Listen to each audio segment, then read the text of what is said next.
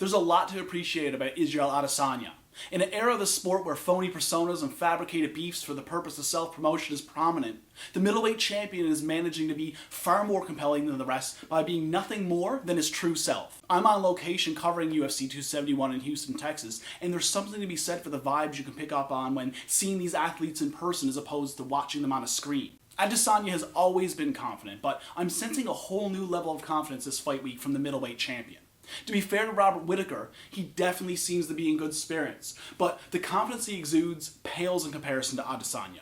The middleweight champ has been flying high for a long time now, but I can't help but get this feeling that what I'm witnessing this week is Izzy being in the midst of ascending to new heights. I'm someone who's always been a big fan of Muay Thai and professional kickboxing, and the level of striking he brings to the octagon is something to behold. It's not just the flash of the dynamic, unpredictable, perfect technical skill set. It's the facial expressions, the movement of his head, where his eyes are looking, and the looks he gives his opponents. There's so much Jedi mind tricks he's pulling off in there that cannot be captured from watching from the comfort of your own home. The guy just has everything going for him. And although anybody who follows the sport knows that absolutely anything can and will happen, it's really hard to imagine him not being successful on Saturday night when he steps in there against Whittaker. I find myself wondering if there's any added pressure now that announcement just came out of the big contract he signed. Because we've seen it plenty of times over the years. A fighter gets a big contract and then starts to let their foot off the gas and follows up that signing of the contract with some not so great performance. In a lot of cases, taking losses right after securing the big payday. But if there's anybody I can see this not really affecting, it's Adesanya.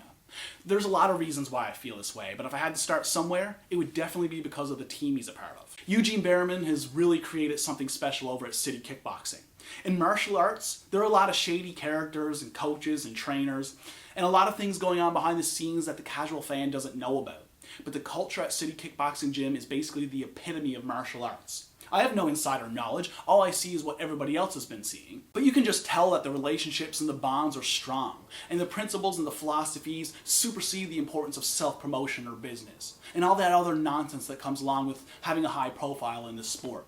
Everybody that comes from that gym just seems to have a really good head on their shoulders and seem to keep each other grounded. Adesanya is the best representative for mixed martial arts in the game right now for a number of reasons. The whole package of who he is and what he does is a work of art. And the more I talk about it, the more I start to get excited for what's coming at UFC 271 on Saturday night. But despite this next level confidence he's carrying around, and despite the fact it really feels like we're entering a new phase with Adesanya, you would be crazy to count Whittaker out. Because the out of the cage stuff is all well and good, but it's meaningless in comparison to what takes place inside the octagon.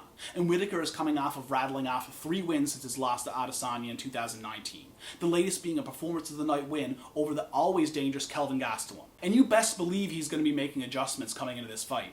The circumstances and the pressure in this fight versus his first fight with Adesanya seem to favor his chances a lot more this time around. And I certainly believe he's capable of making it a lot more interesting than he was the first time around.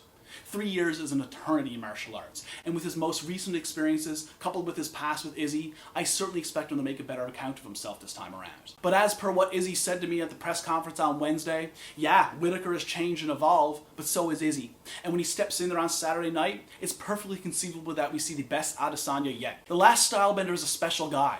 He's a special guy doing special things, and the thing that's really amazing about it all is that we're just at the tip of the iceberg right now. Adesanya vs. Whittaker 2 is just the latest installment of the last stylebender's journey. The most exciting champion on the roster, the most compelling character in the game, and not a fiber phoniness within him.